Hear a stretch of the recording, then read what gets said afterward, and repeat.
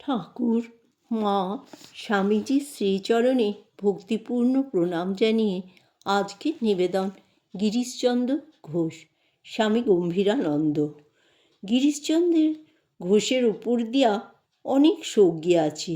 ইহারই মধ্যে আবার দ্বিতীয়বার দ্বার পরিগ্রহের 6 মাস পরে বিসূচিকা রোগে তাহার নিজের প্রাণ সংশয় উপস্থিত হইল।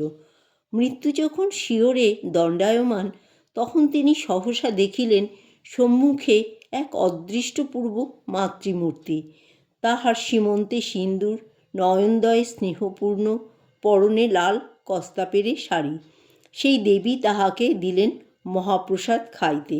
গিরিশবাবুর যখন চমক ভাঙিল, তখনও তাহার মুখে সেই মহাপ্রসাদের স্বাদ রহিয়াছে।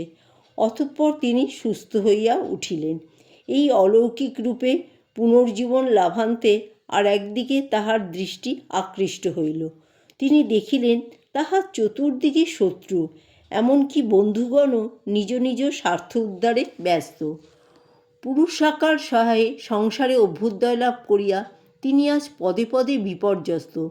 অধিকন্তু বিসূচিকা হইতে আরোগ্যের পরও তাহার ভগ্নস্বাস্থ্যে কোনো উন্নতি দেখা গেল না। অগত্যা তিনি সর্বব্যাধিহর তারকনাথ মহাদেবের স্মরণ করিলেন, নিত্য গঙ্গা স্নান আরম্ভ করিলেন এবং শিব পূজা ও হবিষ্যান্ন ভোজনে মন দিলেন। এই সময় তিনি প্রতি বৎসর শিবরাত্রি ব্রত করিতেন এবং তারকনাথ দর্শনে যাইতেন। কখনো বা কালীঘাটে যাইয়া যূপকাষ্ঠের সন্নিকটে আসন পাতিয়া সমস্ত রাত্রি জগদম্বাকে ডাকিতেন। শোনা যায় সকাম সাধকের প্রার্থনা মা অন্তত আংশিক পূর্ণ করিয়াছিলেন। গিরিশ তখন ঔষধ প্রয়োগ ব্যতি রেখে শুধু ইচ্ছাশক্তি বলে রোগ আরোগ্য করিতে পারিতেন। তাহার মনে তখন আকুলতাও জাগিয়াছে, তাই তাহার মুখে তখন রব উঠিত মা মা। আর তারকনাথের নিকট তিনি প্রার্থনা জানাইতেন, আমার সংশয় ছেদন করো। যদি গুরু উপদেশ ব্যতীত সংশয় ছেদন না হয়, তুমি আমার গুরু হও। সাহিত্যক্ষেত্রে গিরিশবাবু তখন পৌরাণিক নাটক রচনায় লিপ্ত। একখানির পর একখানি নাটকে সাফল্য লাভের পর 1884 খ্রিস্টাব্দের আগস্ট মাসের এক শুভ মুহূর্তে বঙ্গরঙ্গ মঞ্চে তাহার চৈতন্যলীলা অভিনীত হইয়া বিকৃত রুচি নবীনবঙ্গকে পুরাতনের অবিস্মরণীয় আস্বাদ প্রদানপূর্বক তাহাকে প্রকৃতিস্থ করিল। গিরিশও কি তখন ভক্তিতে পরিপ্লুত? তাহার অবস্থা দেখিয়া তো ঐরূপ মনে হয় না।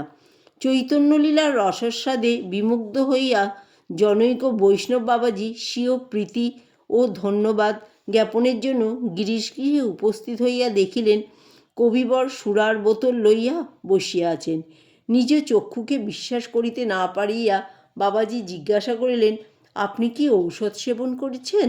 নিন্দা ও স্তুতিতে ভ্রূক্ষেপহীন কবি জানাইলেন যে বোতলে ঔষধ নহে, মদ্য আছে। গৌরলীলার সহিত এইরূপ আচারের অসামঞ্জস্য দেখিয়া বাবাজি তৎক্ষণাৎ বিদায় লইলেন। বাবাজি গেলেন, কিন্তু এই চৈতন্যলীলাই অযাচিতভাবে গিরিশের নিকট শ্রীরামকৃষ্ণকে আনিয়া দিল। চৈতন্যলীলা অভিনয়ে সুখ্যাতি শ্রবণে ঠাকুর একদিন ভক্তগণ সহ থিয়েটারে উপস্থিত হইলেন। সংবাদ পাইয়া গিরিশবাবুর অভ্যর্থনার জন্য অগ্রসর হইলে ঠাকুরই তাহাকে প্রথমে প্রণাম করিলেন। গিরিশ প্রতি নমস্কার করিলে ঠাকুর আবার নমস্কার করিলেন। এইভাবে কয়েকবার চলিলে গিরিশ দেখিলেন ঠাকুরের ভাগে সর্বদা একটি নমস্কার অধিক থাকিয়া যাইতেছে। গিরিশবাবু পরে বলিয়াছিলেন, রাম অবতারে ধনুর্বাণ নিয়ে জগৎ জয় হয়েছিল, কৃষ্ণ অবতারে জয় হয়েছিল বংশীধ্বনিতে, আর রামকৃষ্ণ অবতারে জয় হবে প্রণাম অস্ত্রে। তিনি প্রণামাস্ত্রে পরাজিত হইয়া মনে মনে শেষ নমস্কার জানাইলেন এবং ঠাকুরকে লইয়া গিয়া উপরে বসাইলেন। তারপর একজন পাখাওয়ালা নিযুক্ত করিয়া তিনি অসুস্থতাবশত বাড়ি চলিয়া গেলেন। ইহা কিন্তু প্রথম দর্শন নয়, তৃতীয় দর্শন।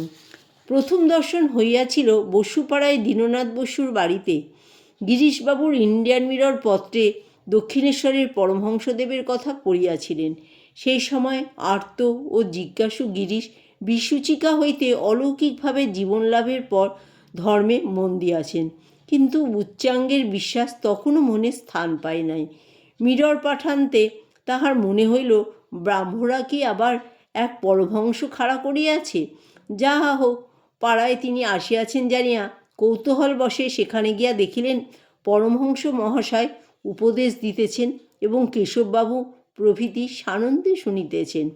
সন্ধ্যা সমাগমে একজন সেজ জ্বালিয়া আনিয়া পরমহংসদেবের সম্মুখে রাখিলে তিনি জিজ্ঞাসা করিলেন, সন্ধ্যা হয়েছে? শুনিয়া গিরিশ ভাবিলেন, ঢং দেখো, সন্ধ্যা হয়েছে, সম্মুখে সেজ জ্বলছে, তবু ইনি বুঝতে পারছেন না যে সন্ধ্যা হয়েছে কিনা। সুতরাং আর সেখানে থাকা নিষ্প্রয়োজন জানিয়া তিনি বাড়ি ফিরিলেন।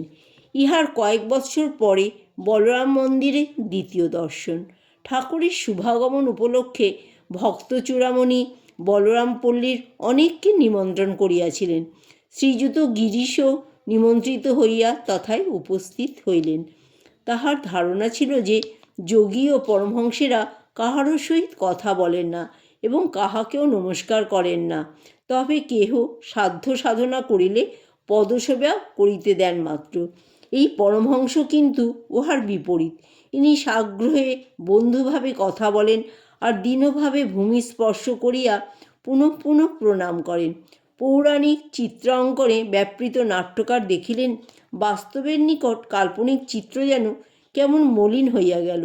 তিনি চমকিত হইলেন, কিন্তু সেই চকিত দর্শন পরিচয়ে পরিণত হইল না। সেই দিন অমৃতবাজার পত্রিকার সম্পাদক শিশির কুমার ঘোষ মহাশয়ও উপস্থিত ছিলেন। তিনি বলিলেন, চলো, আর কি দেখবে? শ্রীযুত গিরিশের ইচ্ছা ছিল আরও দেখেন, কিন্তু শিশিরবাবু জোর করিয়াই সঙ্গে লইয়া আসিলেন। তৃতীয় দর্শনকালে ঠাকুর স্বেচ্ছায় নিকটে আসিলেও সন্দেহ ও দম্ভের ঘোর কুজ্ঝটিকা তখনও কাটে নাই। সুতরাং গিরিশবাবু চিনিয়াও চিনিলেন না। জয় ঠাকুর, জয় মা, জয় স্বামীজি।